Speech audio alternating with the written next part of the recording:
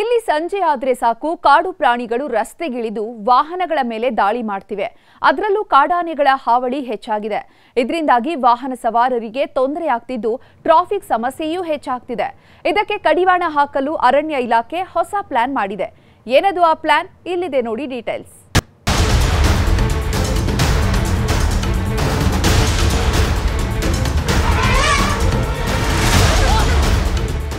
ಬಂಡೀಪುರ ಹುಲಿ ಸಂರಕ್ಷಿತ ಪ್ರದೇಶದಲ್ಲಿ ಇತ್ತೀಚೆಗಷ್ಟೇ ರಸ್ತೆಗೆ ಬಂದ ಗಜರಾಜನ ವಿಡಿಯೋ ಮಾಡಲು ಹೋಗಿ ವ್ಯಕ್ತಿಯೊಬ್ಬ ಜೀವಕ್ಕೆ ಕುತ್ತು ತಂದುಕೊಂಡಿದ್ದ. ಆ ವ್ಯಕ್ತಿಯನ್ನ ಒಂಟಿ ಸಲಗ ಅಟ್ಟಾಡಿಸಿಕೊಂಡು ಚಡ್ಡಿ ಹರಿಯುವಂತೆ ತುಳಿದು ಹಾಕಿತ್ತು. ಅವತ್ತು ಆತ ಅದ್ಯಾವ ಮಗುಲಲ್ಲಿ ಎದ್ದಿದ್ನೋ ಗೊತ್ತಿಲ್ಲ. ಕೂದಲೆಳೆ ಅಂತರದಲ್ಲಿ ಪ್ರಾಣ ಅಪಾಯದಿಂದ ಪಾರಾಗಿದ್ದ.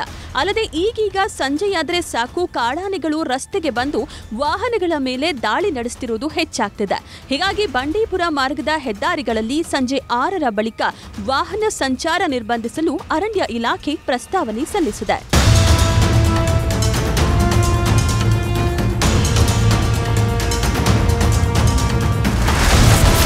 ಸಂಜೆಯಾದ್ರೆ ರಸ್ತೆಗಳಿಗೆ ಇಳಿತಾವೆ ಕಾಡು ಪ್ರಾಣಿಗಳು. ಸಮಸ್ಯೆ ತಡೆಗೆ ಅರಣ್ಯ ಇಲಾಖೆ ಹೊಸ ಪ್ಲಾನ್.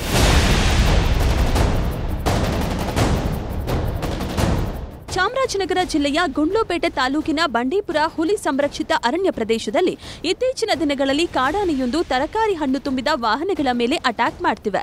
ಅಲ್ಲದೆ ವಾಹನ ಸವಾರರು ಕೂಡ ಜೀವ ಭಯವಿಲ್ಲದಂತೆ ಆನೆಯ ಫೋಟೋ ತೆಗೆದುಕೊಳ್ಳೋದಕ್ಕೆ ಮುಂದಾಗ್ತಿದ್ದಾರೆ. ಇದರಿಂದಾಗಿ ಸಾಕಷ್ಟು ಅನಾಹುತಗಳು ಸಂಭವಿಸ್ತಾ ಇರೋದಲ್ಲದೆ ಟ್ರಾಫಿಕ್ ಸಮಸ್ಯೆಯೂ ಹೆಚ್ಚಾಗ್ತಿದೆ.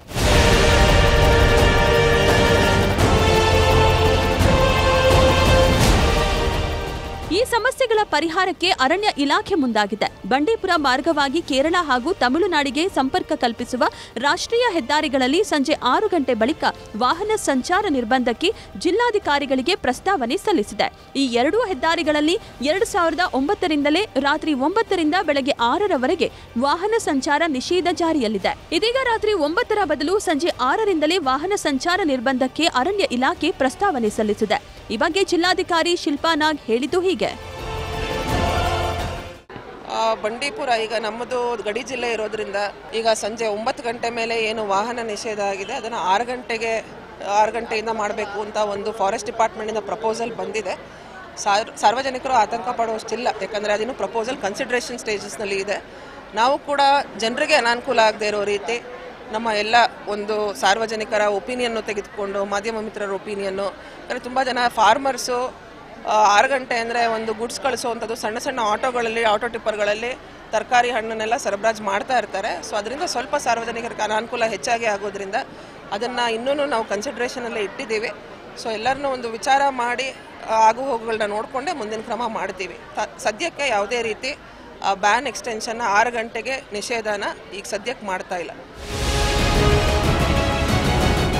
ಸದ್ಯ ಜಾರಿಯಲ್ಲಿರುವ ರಾತ್ರಿ ವಾಹನ ಸಂಚಾರ ನಿಷೇಧ ತೆರವಿಗೆ ಕೇರಳ ಸರ್ಕಾರ ರಾಜ್ಯ ಸರ್ಕಾರದ ಮೇಲೆ ಒತ್ತಡ ಹೇರುತ್ತಲೇ ಬಂದಿದೆ. ಇದೀಗ ಸಂಜೆ 6ರಿಂದಲೇ ವಾಹನ ಸಂಚಾರ ನಿರ್ಬಂಧಕ್ಕೆ ಅರಣ್ಯ ಇಲಾಖೆ ಪ್ರಸ್ತಾವನೆ ಸಲ್ಲಿಸಿದ್ದು ಕೇರಳ ಸರ್ಕಾರದಿಂದ ಭಾರೀ ಪ್ರತಿರೋಧ ವ್ಯಕ್ತವಾಗುವ ಸಾಧ್ಯತೆ ಇದೆ. SM Nandish, news 18, Chamarajanagar.